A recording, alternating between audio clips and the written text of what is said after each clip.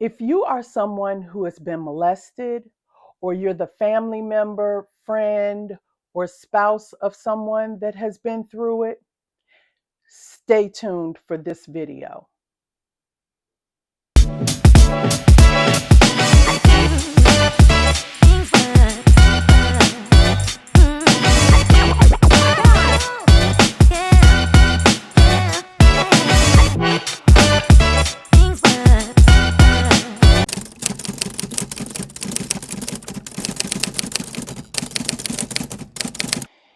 Today, I want to have a serious conversation, and I feel like it needs to be had now. I sat down and had a conversation with a few family members, and all of us are parents now. We were talking about some things that occurred when we were children or younger. And the crazy part was none of us knew about the others, right? So let's back up a little bit. When you look at the generations of people, like my grandmother's generation, my mother's generation, and now my generation, right?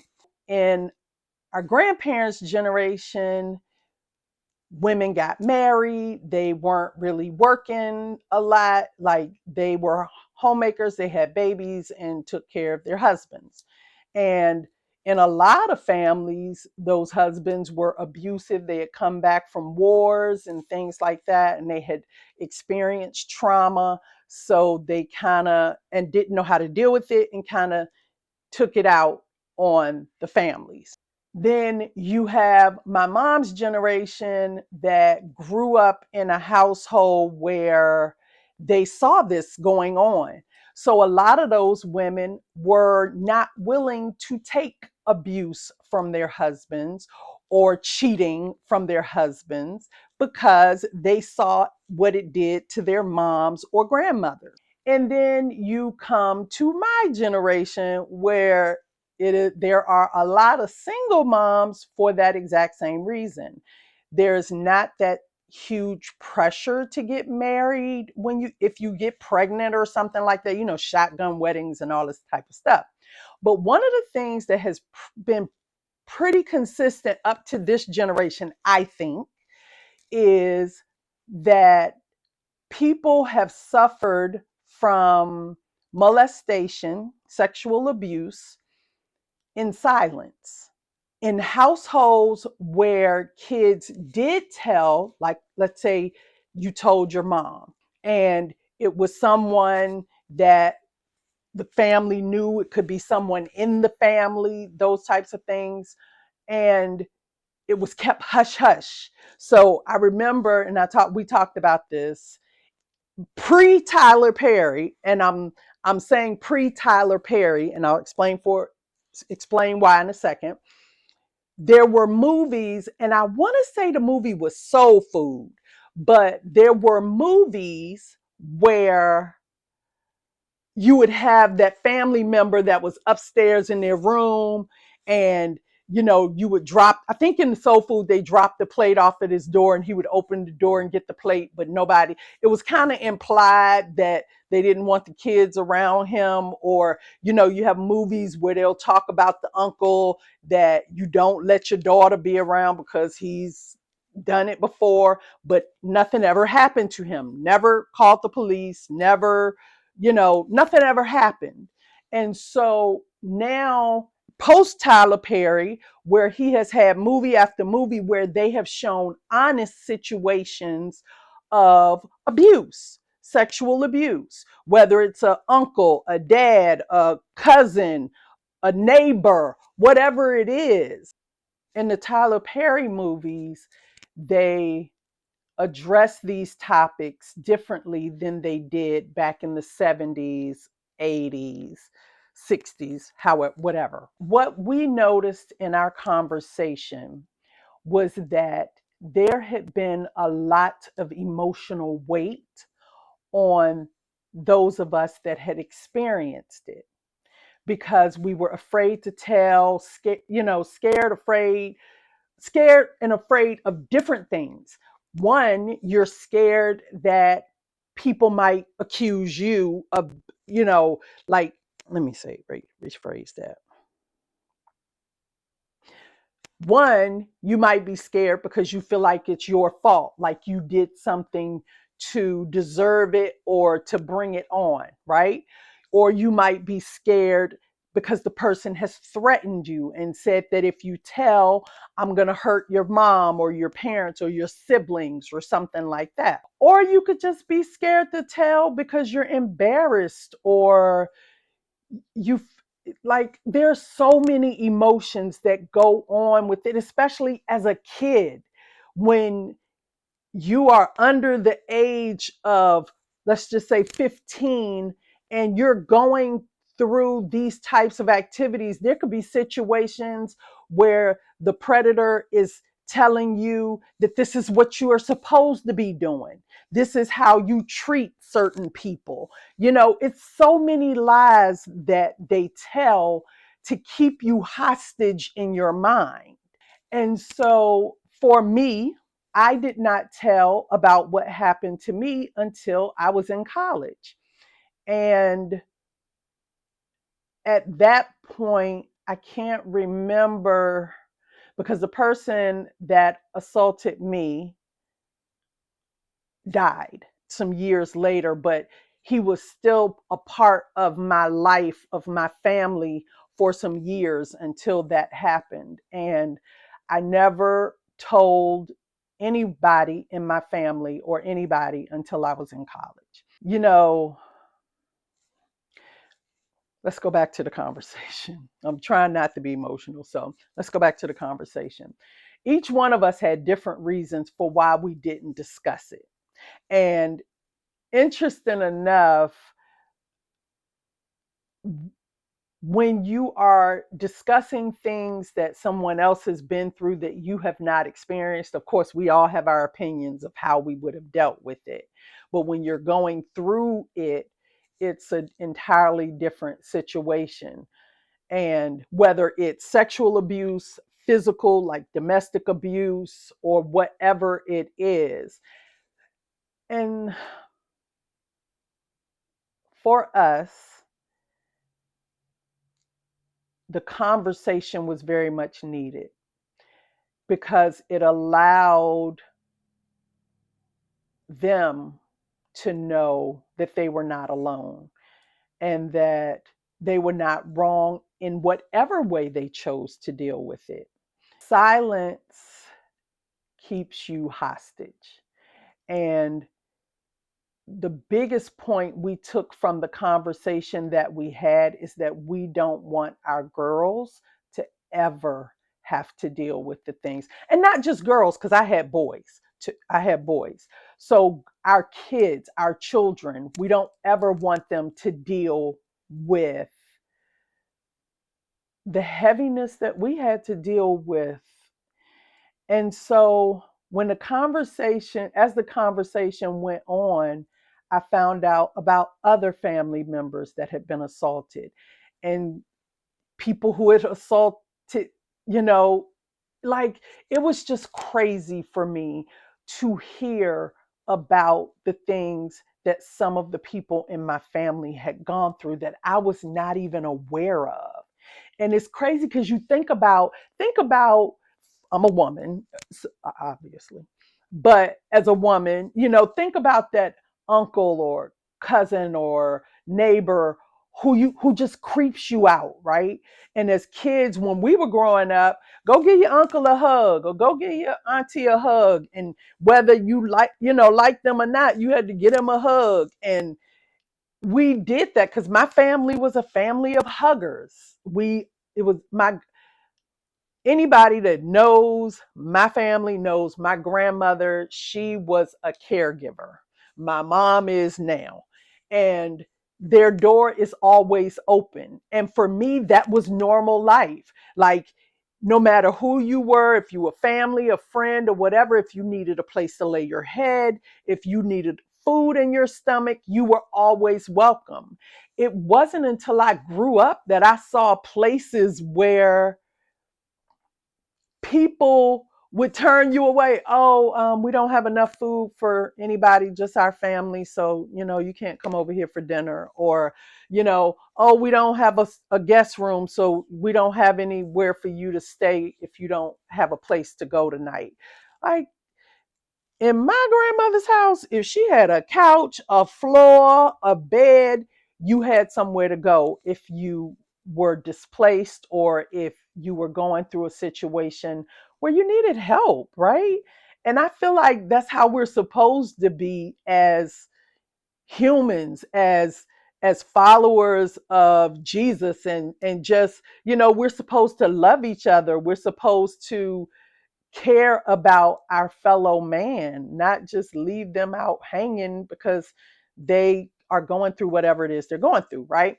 So, with that being the case, you have people coming and going. You tell the kids to give them a hug, and they feel like it's like, no, I don't want to give them a hug. And we talked about that in a conversation, and the conversation was like, look, I'm not going to force my kids to hug someone that creeps them out or makes them feel uncomfortable, because we have intuition. It tells us, okay, there's something fishy here. Like, I don't want to hug that.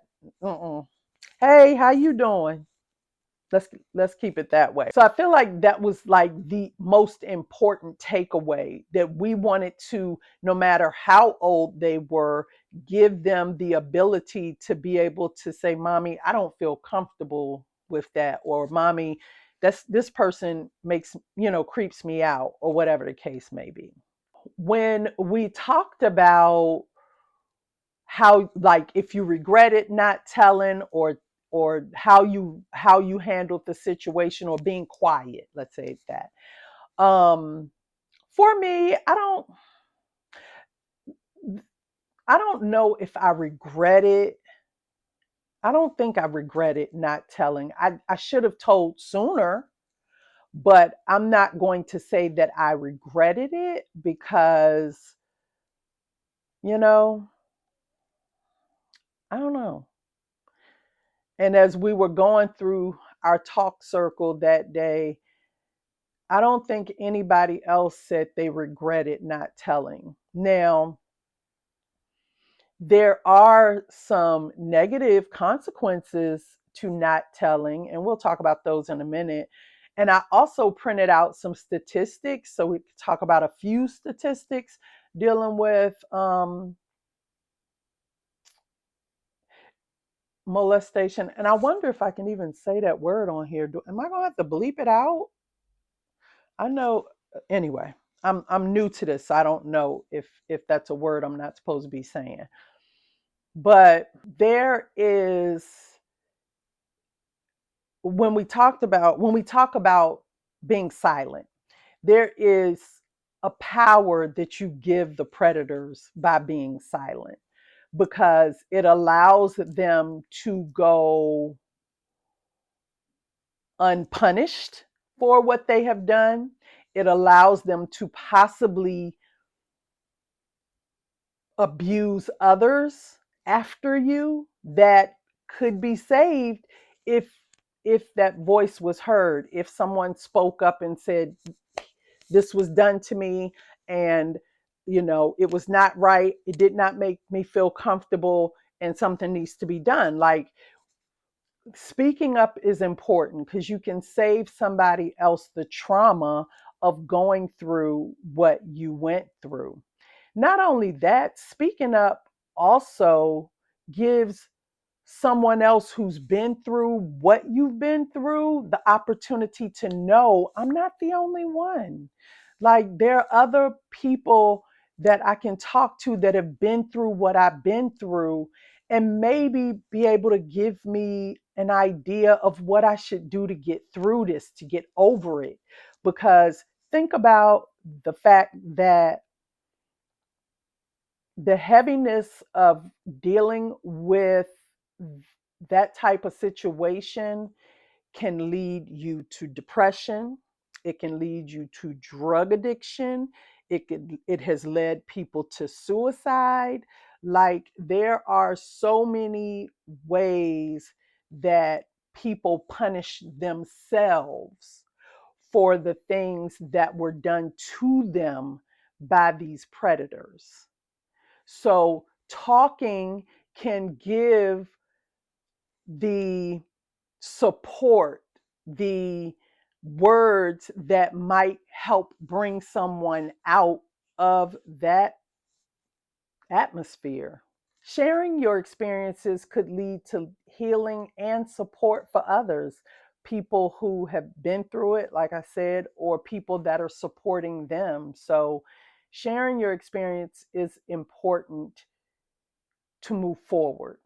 One of the things that was brought up was, how difficult it can be when you come forward, feeling isolated, feeling targeted, meaning, people, oh, she was the one that got molested, or she was the one that this happened to, or he was this, that, and the fourth, and rolling eyes and that kind of thing. Like, those doing those things prevents people from coming forward. I remember, as I was growing up, you would have girls that would accuse guys of rape, and the girl was the one that was being shamed and talked about and just abused because she reported being attacked, right? And that's not how it's supposed to be.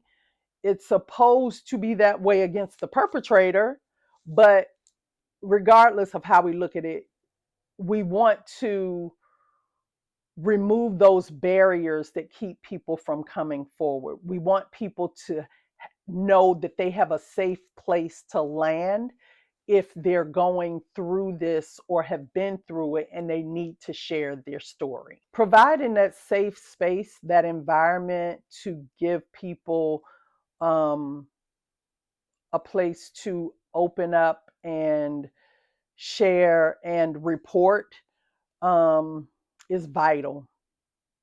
It's extremely vital because it removes the barrier. It helps fight against having barriers to reporting. And I think for a lot of victims, that is the main thing. Like, they don't want to have to go through the ridicule, the eye rolling, the whispering, all of that.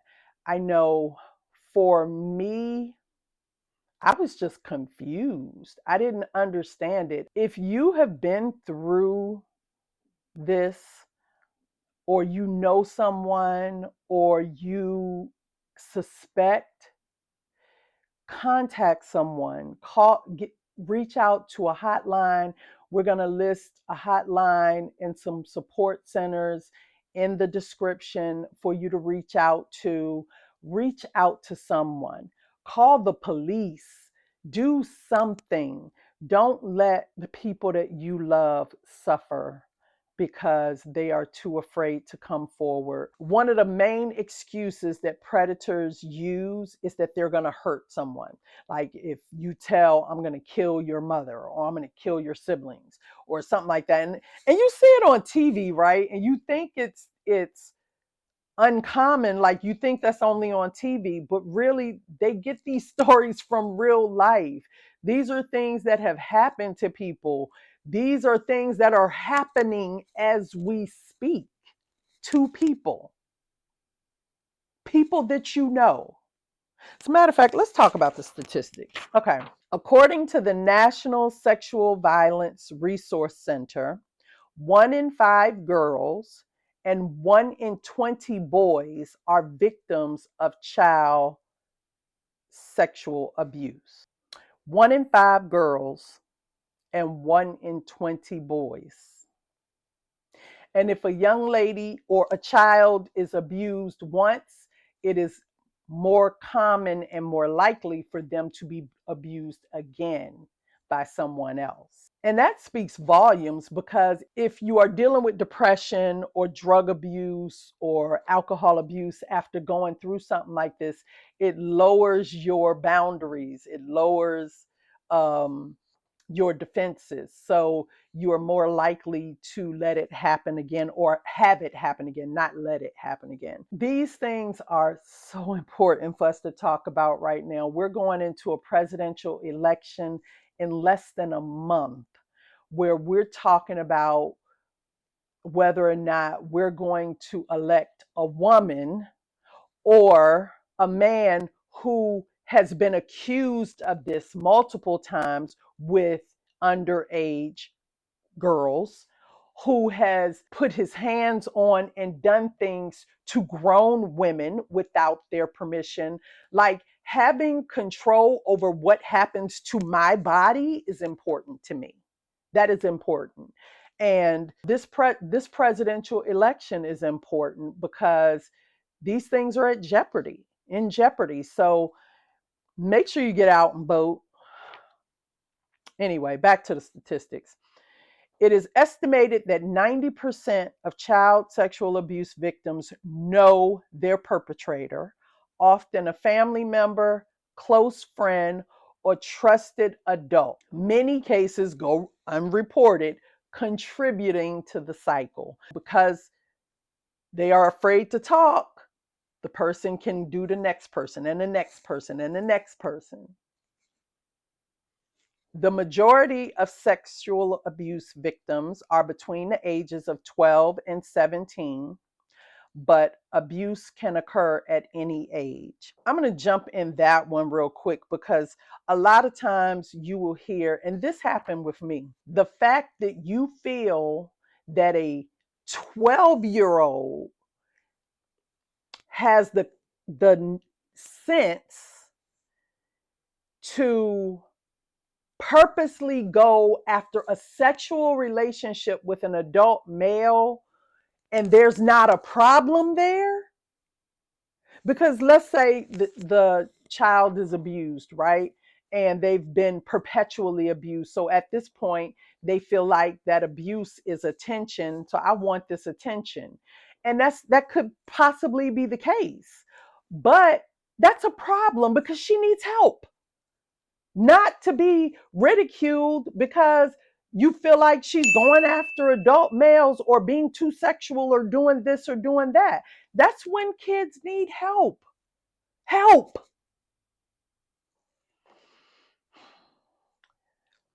Anyway, next statistic.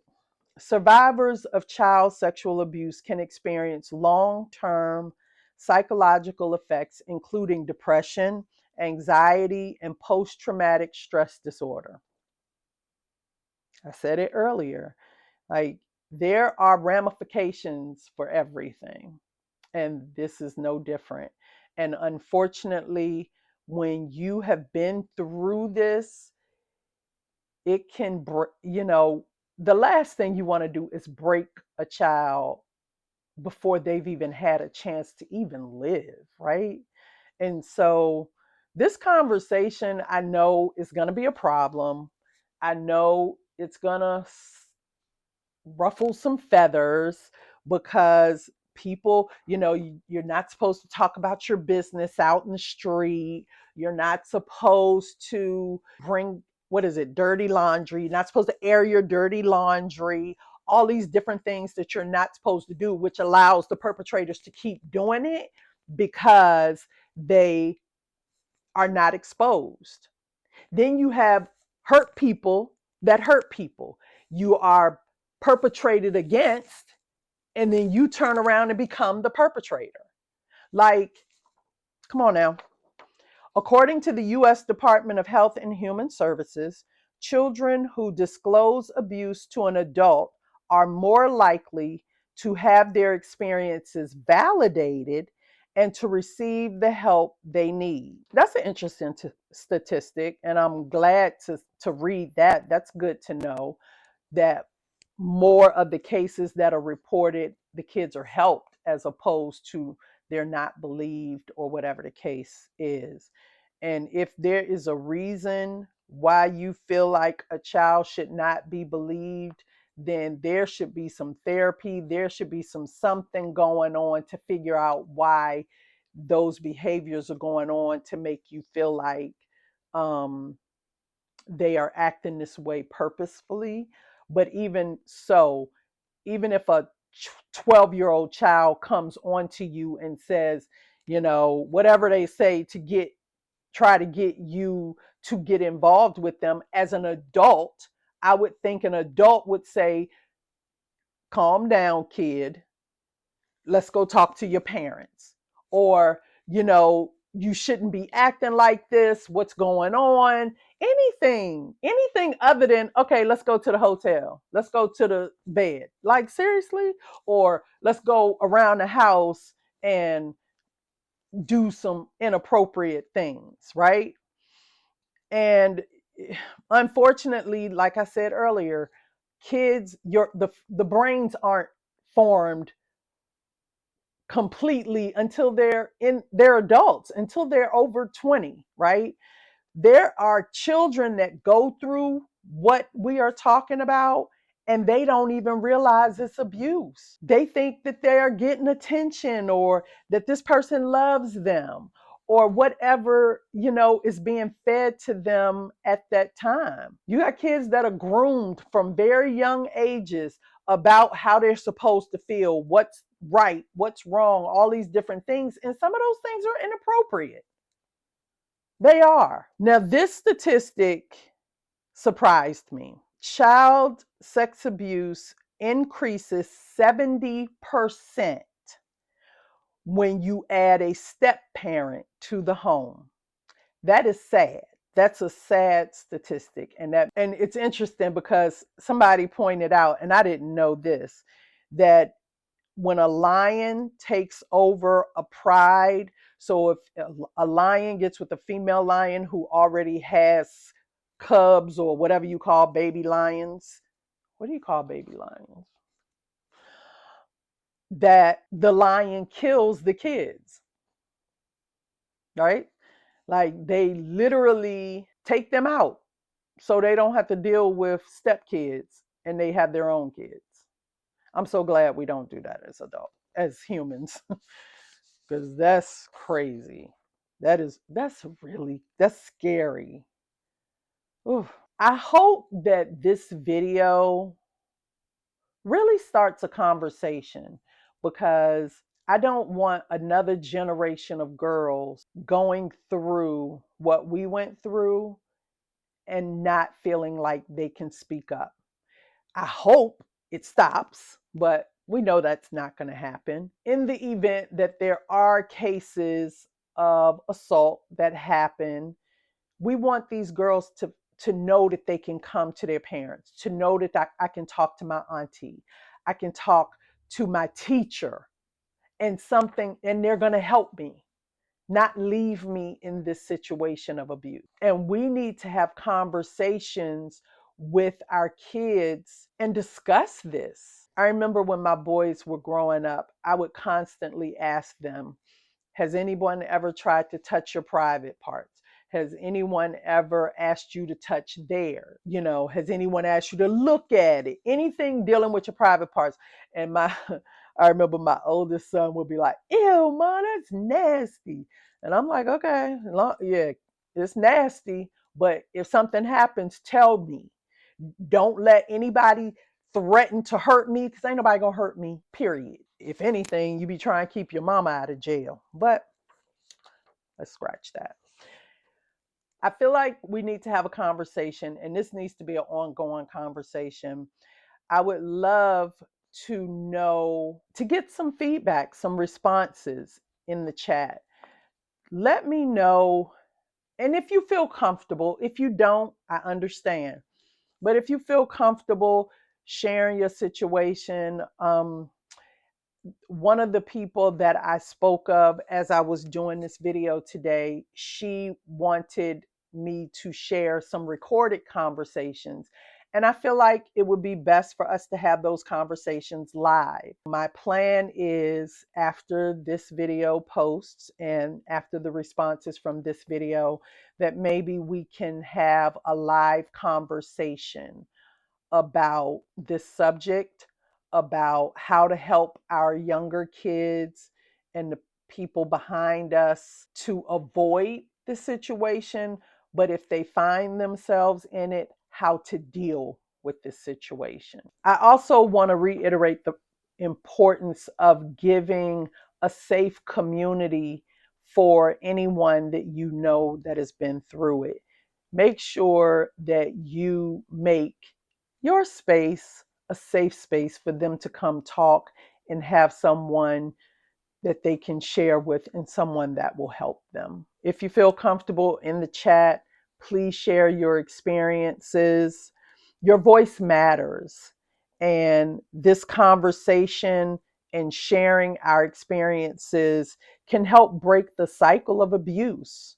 Remember, if you're a victim, it is not your fault. You are not the only one, and there are people that care about you. I know this is a heavy video, but make sure to like our video. And if you want to follow the conversation, subscribe to our channel. We would love to talk to you. Thanks.